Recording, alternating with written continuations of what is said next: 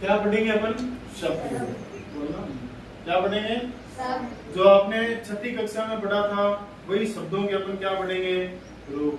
वही सेम चीज शब्द रूप 7वीं में भी होते हैं, 8वीं में भी होते हैं, 9th में भी होते हैं और 10वीं क्लास में भी शब्दों के रूप होते हैं। आई मेरी बात समझे? तो सेम के सेम शब्दों के रूप अपने 7th क्लास में भी है। आई मेरी बात समझे?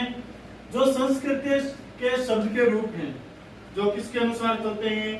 हिंदी में जो क्या होते हैं? कारक होते हैं। क्या होते हैं? कारक होते हैं। हिंदी में क्या होते हैं? कारक होते हैं। वही सेम चीज संस्कृत में किसके अनुसार चलती है? किसी भी शब्द के रूप के अनुसार चलती है। आई मेरी बात समझ में? तो हिंदी के कारक होते हैं। पहला कारक का क्या नाम है? कर्ता। क्या नाम है? कर्ता। क्या नाम है? कर्ता। दूसरे कारक का क्या नाम है? कर्म। क्या नाम है? कर्म। ये आपको याद है ना, तो बोल दिया, ठीक है। तीसरे कारक का क्या नाम है?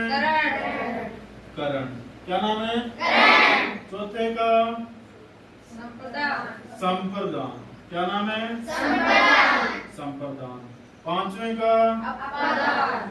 अपादान। छठे का?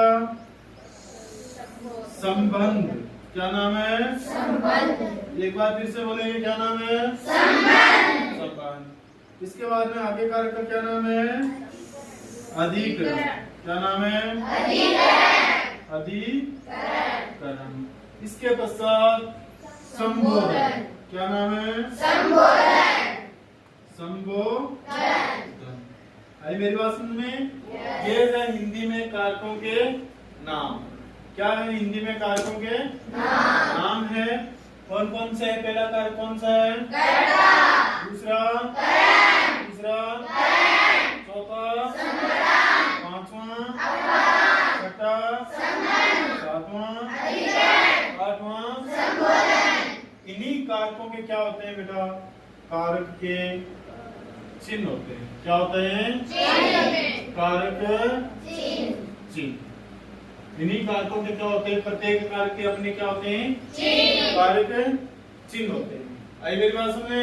जैसे कर्ता कारक है तो कर्ता कारक का कारक चिन्ह क्या होगा? इन कारक चिन्ह को विभक्ति चिन्ह भी कहते हैं। क्या कहते हैं? और इन कारक चिन्ह को परसर्ग चिन्ह भी कहते हैं। क्या कहते हैं? तो कर्ता कारक का कारक चिन्ह क्या हो गया? कर्म कारक का क्या हो गया? को।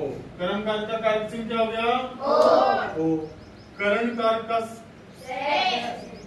से या फिर अपन बोल सकते हैं क्या? के द्वारा। क्या बोल सकते हैं? के द्वारा। और संप्रदान कारक का चिन्ह क्या होता है? के लिए। क्या होता है? संप्रदान कारक का कारक चिन्ह क्या होता है? अपादान कारक का कारक चिन्ह क्या होता है? से। क्या होता है? किस अर्थ में? अलग या फिर पृथक होने के अर्थ में। अलग या फिर पृथक होने के अर्थ में। संबंध कारक का कारक चिन्ह क्या होता है? का के की। का के की।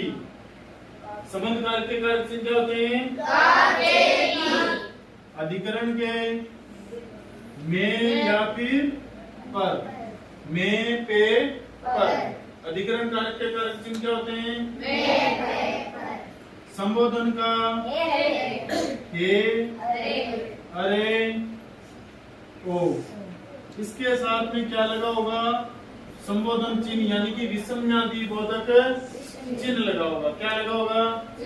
विषम्यादि बोधक चिन्ह लगा होगा। ठीक है? आई मेरी बात समझ में? सभी का आ गई? अब देखो, अब जो हिंदी में कारक होते हैं ना, हिंदी में क्या होते हैं? कारक होते हैं। वही संस्कृत में उनको कारक भी कहते हैं और दूसरा नाम क्या है उसका? विभक्ति। क्या नाम है? विभक्ति। हिंदी में जो कारक होते हैं उन्हीं को संस्कृत में क्या कहते हैं? विभक्ति कहते हैं। जैसे हिंदी में पहला कारक का क्या नाम है? कर्ता। तो संस्कृत में उस कर्ता कारक को क्या बोलेंगे? वर्तमान विभक्ति। क्या बोलेंगे? वर्तमान विभक्ति। कर्म कारक को क्या बोलेंगे? द्वितीय विभक्ति। कर्म कारक को क्या बोलेंगे? द्वितीय विभक्ति। द्वितीय विभक्ति का अर्थ कौन सा कारक हुआ? कर्म कारक। कौन सा कारक हुआ? कर्म कारक। अब कर्म कारक की कौन सी विभक्ति होगी? तृतीय विभक्ति का अर्थ क्या हुआ? कर्म कारक। आई मेरी बात समझ में? संप्रदान की चतुर्थी। संप्रदान कारक का कारक चिन्ह क्या होता है? के लिए। और इसकी विभक्ति कौन सी होती है? चतुर्थी। अपादान की विभक्ति कौन सी होती है? पंचमी। अपादान कारक की विभक्ति कौन सी होती है? पंचमी।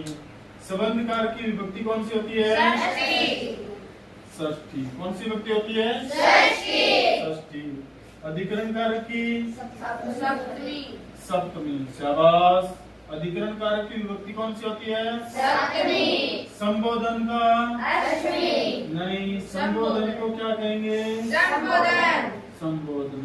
क्या कहेंगे? संबोधन। एक बार आप फिर से मेरे साथ में क्या करेंगे? रिपीट करेंगे। देखो, कर्ता कारक का कारक चिन्ह विभक्ति कर्म का विभक्ति करण का विभक्ति संप्रदान विभक्ति अपादान विभक्ति संबंध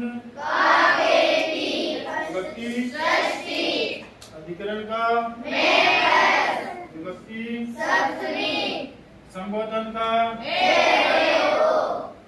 साथ में संज्ञादिबोधक